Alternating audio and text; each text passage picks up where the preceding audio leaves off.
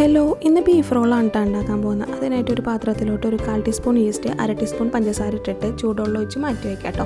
ഇനി ഒരു പാത്രത്തിലോട്ട് മൈദ എടുക്കാം. അതിലേക്ക് ആവശ്യത്തിന് ഉപ്പ്, കുറച്ച് ഓയിലും കൂടെ ഒഴിച്ചിട്ട് നന്നായിട്ടൊന്ന് മിക്സ് ചെയ്തതിന് ശേഷം ഈസ്റ്റിൻ്റെ മിക്സ് ചേർത്ത് കൊടുക്കുക. കുറച്ചായിട്ട് വെള്ളം ഒഴിച്ചിട്ട് ഇത് നമുക്ക് കുഴച്ചെടുക്കാം കേട്ടോ.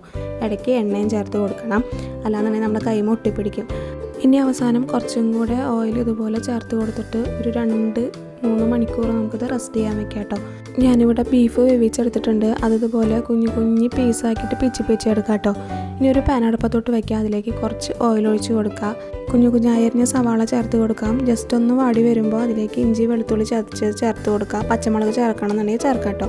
ഇനി ഇതിലേക്ക് എരിവിന് ആവശ്യമായിട്ടുള്ള കുരുമുളക് പൊടി, അതുപോലെ തന്നെ കാശ്മീരി ചില്ലി പൗഡർ, ഗരം മസാല, മല്ലിപ്പൊടി ഇത് ചേർത്തിട്ട് നന്നായിട്ട് മിക്സ് ചെയ്തെടുക്കുക. അതിലേക്ക് ബീഫ് ചേർത്ത് കൊടുക്കുക. അവസാനം കുറച്ച് മല്ലിയിലും കറിവേപ്പിലയും കൂടെ ചേർത്ത് കൊടുക്കുക കേട്ടോ. നമ്മുടെ മാവൊക്കെ ഇവിടെ പുളിച്ച് വന്നിട്ടുണ്ട്. ഇനി കുറച്ച് മാവ് എടുത്തിട്ട് ഇതുപോലെ ബോളാക്കി എടുക്കുക. എന്നിട്ട് കട്ടിയിൽ പരത്തിയെടുക്കുക കേട്ടോ. ഇത്തിരി കട്ടിയിൽ വേണം പരത്താനായിട്ട്. ഞാൻ പരത്തിയെടുത്തതിൻ്റെ ആഫ്റ്റർ എഫക്റ്റ് നിങ്ങൾക്ക് വഴിയേ കാണാം കേട്ടോ. നമ്മൾ ബീഫിൻ്റെ മിക്സ് ചേർത്ത് കൊടുക്കുക അതിലേക്ക്. എന്നിട്ട് നന്നായിട്ടൊന്ന് റോൾ ചെയ്തെടുക്കുക കേട്ടോ. സൈഡ് ഭാഗം ഒട്ടണില്ല എന്നുണ്ടെങ്കിൽ കുറച്ച് വെള്ളം ചേർത്തിട്ട് ഇതുപോലെ ഒട്ടിച്ചു കൊടുത്താൽ മതി. ഇനി ഉപ്പിട്ട് ബീറ്റ് ചെയ്ത് വെച്ചിരിക്കുന്ന മുട്ടയുടെ മിക്സിൽ മുക്കി കൊടുക്കുക. ബ്രെഡ് ക്രംസിൽ മുക്കിയെടുക്കുക. ഫ്രൈ ചെയ്തെടുക്കുക കേട്ടോ. അപ്പോൾ ഞാൻ പറഞ്ഞ ആഫ്റ്റർ എഫക്റ്റ് നിങ്ങൾക്ക് ഇപ്പോൾ കാണാൻ പറ്റുന്നതാണ്.